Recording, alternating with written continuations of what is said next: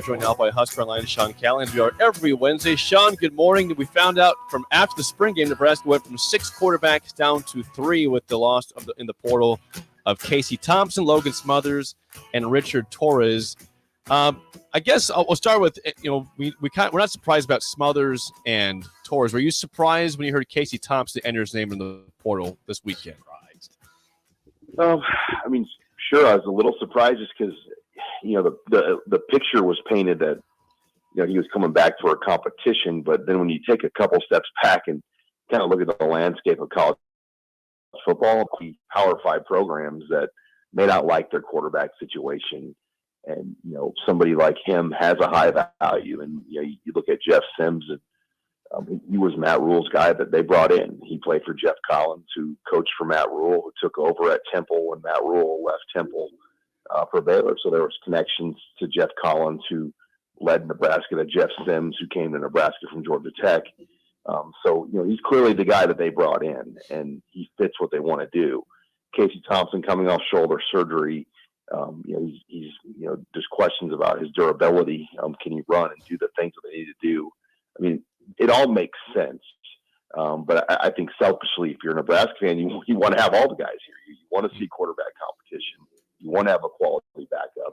But in this NIL era of college football that we now live, it's really hard to keep 2 good quarterbacks with that type of experience, especially when there's a strong NIL value. And Casey was well compensated here, but his value is even that much higher now to another team at this point. Sean Callahan joins us. Sean, do you have a good feel for where Casey will end up? I've heard a few. Obviously Auburn, he was there this weekend. He was in Auburn. First teams that reached out. Okay. You heard Florida's name. I don't know if much has moved there. Houston is another team, I think, that has been mentioned that has interest. Anybody that's lost a quarterback that went through a spring right now that doesn't really feel good about their starting situation, that's where Casey has high value, because you're like, look, we don't really like our QB situation right now. We can at least bring this guy in for 1 year to kind of let things settle in behind the scenes. And there's a lot of program. Auburn, I think, though, is, between Peyton Thorne and Casey Thompson, they're going to get one of those 2 guys, and their collective and their NIL is going to make sure of it. Sean Callahan joins us. Sean, you're very interested in this topic. This particular topic really piqued your interest yesterday. Nebraska going to grass practice fields. They're pulling up the turf apparently over there near that practice facility, the Hawks facility. What's your take on this? Why are they going to grass?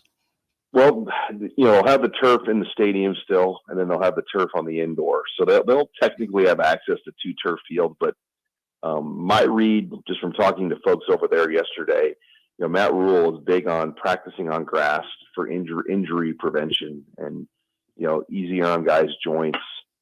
Easier on joints. And yeah, you're right. It's fascinating to me, though, that they just ripped up that turf and put grass down.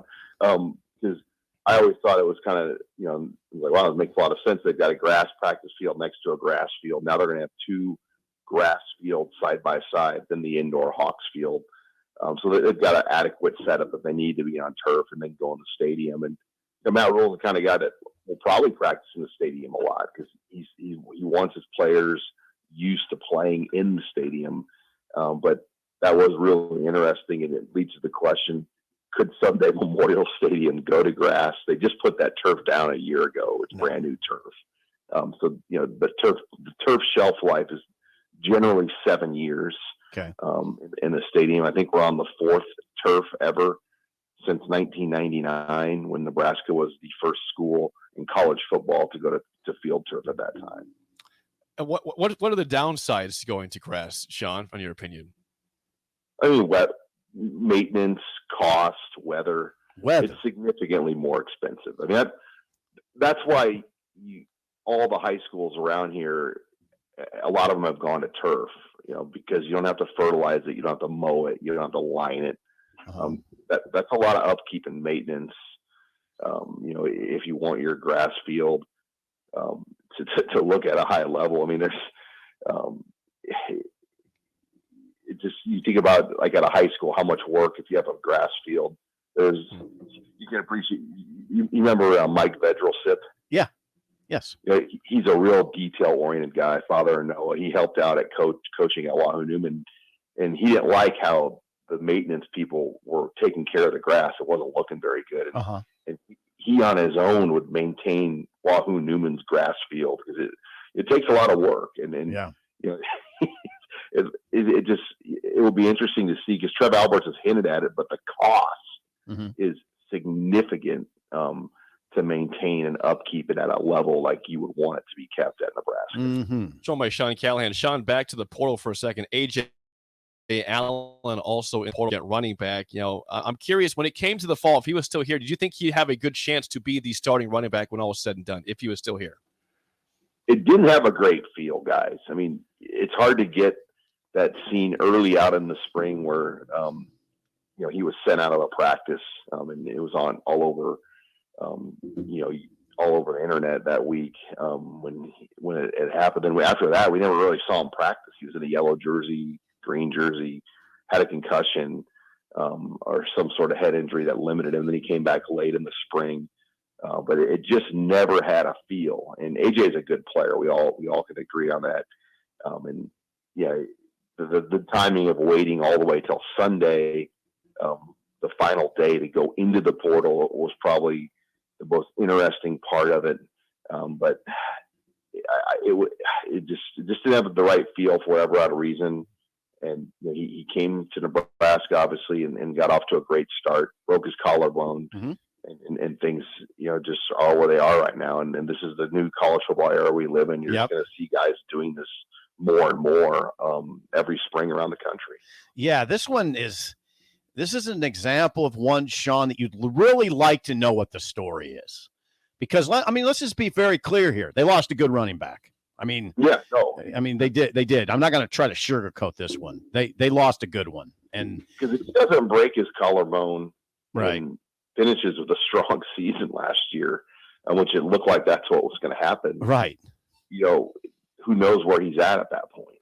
Who's the starting running back for the opener at Minnesota? I still think it will end up being Anthony Grant, but I think Gabe and Anthony will play. Ramirez is going to have a role.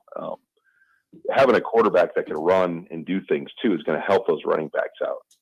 It's just going to be harder to defend when you have a guy that can give you that element to go with those backs, where a year ago the offense just didn't feature those things with the quarterback. So it was easier at times to defend the run game when you knew there weren't going to be run calls for Casey Thompson worked in there as well. So, you know, it's going to be a mix. You can't just have one guy. You have to have multiple guys. I suppose, yeah. And kind of get a feel every game. Quick answer here. I know you got to run, Sean. I mean, I'm good today. I'm good. Did you read my text? Oh, I must have missed that one. I'm an old man, 56, 54 actually. I'm going backward. Hey, Sean. Now here's the deal. We disagree on something. I saw you on the chat yesterday. Said that you don't think that Casey leaving will affect how much they run Jeff Sims design run plays. I do. I just don't think. I don't think you can take as many chances with him. Why do you think they will still run him as much without Casey in the fold? I just think the element of that has to be in the offense, and that's what Rule has said. That's what Satterfield has said. They need to have some element of a run game with the quarterback. I'm not saying it's going to be Eric Crouch 2001 here or Jamal Lord 2003, but I think if you can work in 5 to 7 runs a game with your quarterback, that gives you a lot to your offense, you know, picking up 3rd and 7 with your feet, having a zone read element work in there. Okay. Just to give it the versatility to make it harder to defend the run game. And, you know, getting those quarterback sneaks and just the things that, you know, that Sims is going to be able to give them that they weren't necessarily great at a year ago. I think you run him more if Casey's it, if you feel good about your back. Oh yeah. I don't disagree. But the more you look at this Casey thing, in this portal era, it's just going to be so hard to keep. We have 2 quarterbacks with 20-plus Power 5 starts on their resume. Right. It's hard to keep them both. Too much value with those guys. Yeah. For one, just to say, I'm going to be cool to sitting out. I'm 25 years old playing my 6th year of college football, and I'm just going to be cool being the number 2. I mean, Casey Thompson wants to be cool being the number 1, and he wants, obviously, to monetize and maximize that on the NIL market. He does, but Sean, remember back in December, his dad was pretty convincing that he was staying. He knew remember what his dad said? Oh, we know who's coming. We're here to compete. My question, though, is how much do you think Charles really had a chance to talk to Matt Rule at that point? How much did they really know about anything about what was going to happen?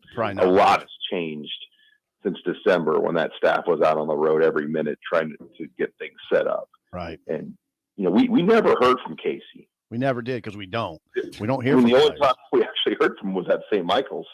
Right. And at that recruiting night we did back in February. That's the only time I've talked to him since the season ended at Iowa.